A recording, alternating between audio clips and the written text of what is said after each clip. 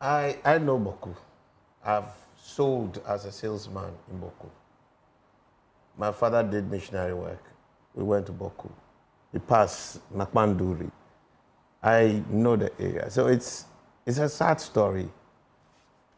But we can't also continue to condone this because it's a major security risk for the broader country. There's a lot of terrorist activities around the area.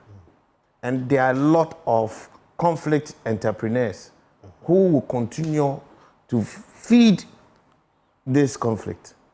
This conflict is not going anywhere till some extra effort is put in place. I think that all the submissions here can be married for us to make progress. I wouldn't take his recommendations off. Kofi's approach? Not at all. I wouldn't take out Otunfo's recommendation either.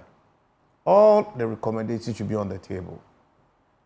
One, the state must make the whole Bawku understand. Ghana is bigger than Bawku. The activities in the past 20 years, I was there 21 years ago. I went there again 10 years ago and about 5 years ago. It doesn't make sense. A whole generation's life is being thrown away. The cost, and I think we should be asking the state to tell us how much it has cost us trying to resolve or manage the situation in Bawku. Juxtapose that with the development and the hope for the children in that area, and we'll see how senseless this conflict is evolving. If I were president, I would still ask Otunfo and whoever to mediate the matter, and I'll give it a timeline. 1 minute. Timeline. I will give it a timeline. We can't have this conversation in perpetuity. This region can actually cause a total civil conflict in our country. So let's stop taking it lightly.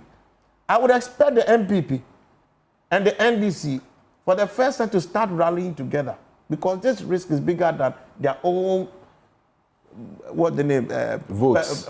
What do you call it? Parochial and myopic interest. So I agree with him. But the two tribes are divided within the two party lines. Yeah, there are people too are also. That's why when Mesa and his people, all right, and James and his people come together and tell everybody in one conference, in one speech, that not anymore.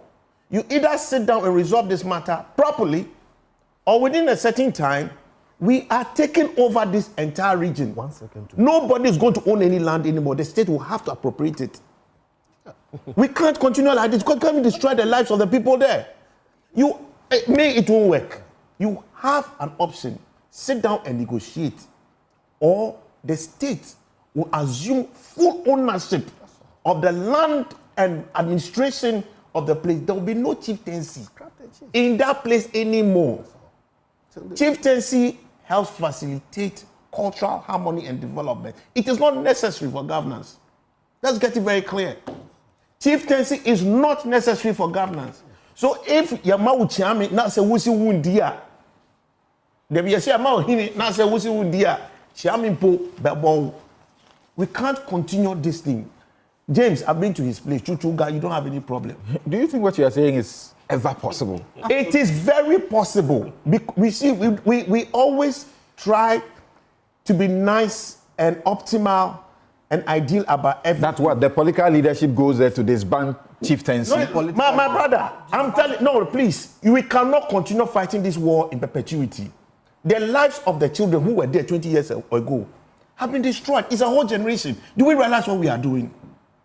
When you look at the cost of what we are doing today, you realize that what I'm telling you is actually the cheapest move to make. The first thing, these politicians should come together, take a position, and read the Riot Act to the entire people. Let them know that politics is no more thriving. Because what is at risk, Samson? I don't think what you just said would be new, though.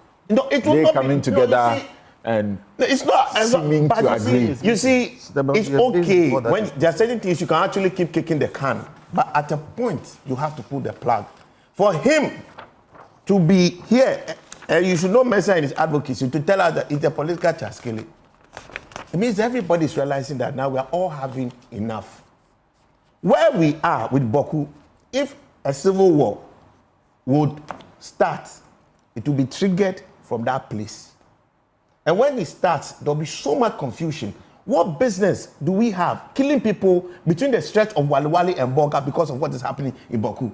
It should tell you what is happening. You can't continue. All we need is another gold find, another major mineral find. Around the area, we are dead. People will own that place. There are spaces in here. Is it Dollar Town also? Even Lichi sometimes struggles to manage. Please, I beg you, sit down, read, come to a consensus politically. And it has to be a hard one. This is the end of the road. This is the map. We want to avoid that hard end. Okay. Let's go the soft route and negotiate our way peacefully and create harmony. If you can't, we also as a country cannot continue to pump resources and destroy the lives of the people there. So we'll have to take the hard decision. You will kiss it all goodbye.